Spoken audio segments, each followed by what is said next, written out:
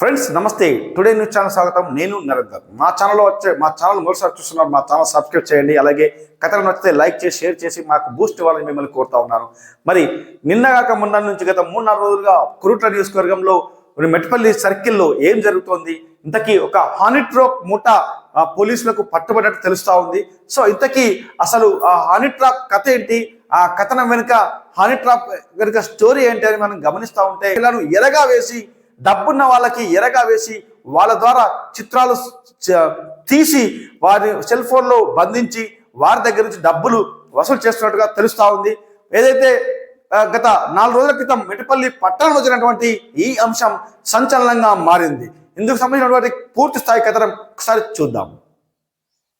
ఆయన తన సెల్ ఫోన్లో ఇలాంటి చిత్రాలు, ఇలాంటి మహిళలకు సంబంధించినటువంటి ఎన్నో వీడియోస్ ఉన్నట్టు ఆ నోట ఈ నోట అందరూ అనుకుంటా ఉన్నారు. కానీ అది ఎంతవరకు నిజమో కాదో తెలియదు. కానీ ఒక రియల్టర్ అంటే డబ్బున్నటువంటి కోట్ల రియల్ ఎస్టేట్ వ్యాపారంలో కోట్లు సంపాదించినటువంటి ఓ వ్యక్తిని ఒక మహిళతో ఎరగా వేశారు. మహిళను ఆ యొక్క హనీ ట్రాప్ చేయించారు. హనీ ట్రాప్ చేయించి ఏకాంతంగా గడుపుతున్నటువంటి వేళలో ఆ ముఠా సభ్యులు చిత్రీకరించి ఆయనను బ్లాక్మెయిల్ చేసినట్టుగా తెలుస్తా ఉంది.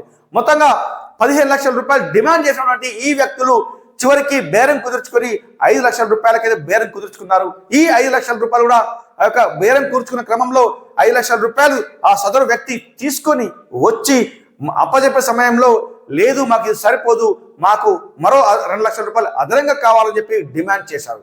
దీంతో కంగుతున్నటువంటి ఇదేంట్రా నాయన, ఏమా ఫస్ట్ 5 లక్షల రూపాయలకు సెటిల్మెంట్ అయిన తర్వాత మళ్ళీ ఇంకా 2 అడుగుతున్నారని చెప్పేసి ఆ యొక్క బాధితుడు ఇమ్మీడియట్ గా మెట్పల్లి సర్కిల్ పోలీస్ ఆఫీసర్కి ఒక కాల్ చేసినట్టుగా మెట్పల్లి పోలీస్ స్టేషన్ ను ఆశ్రయించినట్టు తెలుస్తా ఉంది. సో ఇమ్మీడియట్ గా ఆ పోలీసులు ఆ యొక్క హనీ ట్రాప్ సభ్యుల్ని అయితే పట్టుకోవడం, అంటే అక్కడ కారులో ఉన్నటువంటి ఈయన ఇంటి దగ్గర, అంటే బాధితుడి ఇంటి దగ్గర ఉన్నటువంటి ఆ యొక్క యువకుడిని పట్టుకొని ఆ యొక్క ముఠా సభ్యుల కోసం గాలిస్తున్నట్టు తెలుస్తా ఉంది. బాధితులు ఇచ్చిన ఫిర్యాదు మేరకు పోలీసులు అయితే కేసు నమోదు చేశారు. కేసు నమోదు చేసి ఈ యొక్క హనీ ట్రాప్ కు ఎంతమంది పాల్పడ్డారు, అందులో ఎవరెవరు ఉన్నారని చెప్పేసి విచారణ చేసినట్టుగా తెలుస్తా ఉంది. సో ఏది ఏమైనప్పటికీ ఈ అంశం మెట్పల్లి పట్టణంలో కలకలం రేపింది, సంచలనం రేపింది అనుకోవచ్చు. ఎందుకంటే ఈ సదరు ఏదైతే ఈ హనీ ట్రాప్ సంబంధించినటువంటి సభ్యులు గతంలో కూడా చాలా మంది మహిళల మీద ఆ యొక్క, అందులో అందరూ కాదు కొద్దిమంది సభ్యులు మహిళల మీద చాలా సందర్భాలలో ఈ యొక్క సెల్ ఫోన్ లో వారి జీవితాలు తెలుస్తా ఉంది. సో దీంతో అందులో ఒక ప్రముఖులైనటువంటి కొందరు వ్యక్తులు ఈ అంశాన్ని సీరియస్ గా తీసుకుని ఎట్టి పరిస్థితులలో ఈ యొక్క కేసును బలంగా మార్చేందుకు ఏకంగా దాదాపుగా ఉన్నత లెవెల్లో ఉన్నత అధికారులతో ఫోన్లు చేయించి మరి ఈ యొక్క కేసు మీద ప్రత్యేక శ్రద్ధ తీసుకుంటున్నట్టుగా తెలుస్తా ఉంది. ఇది ఎంపీ అరవింద్ కారు. ఈ ఎంపీ అరవింద్ కారును గుర్తు తెలియని వ్యక్తులు ఆ రోజులలో ఎర్దండి, అంటే ఇబ్రహీంపట్నం గ్రామంలోని ఎర్దండి గ్రామ శివారులో ఆ యొక్క అద్దం పగలగొట్టిన వారు కూడా ఈ నిందితులతో జత కట్టడం ఇక్కడ విశేషం.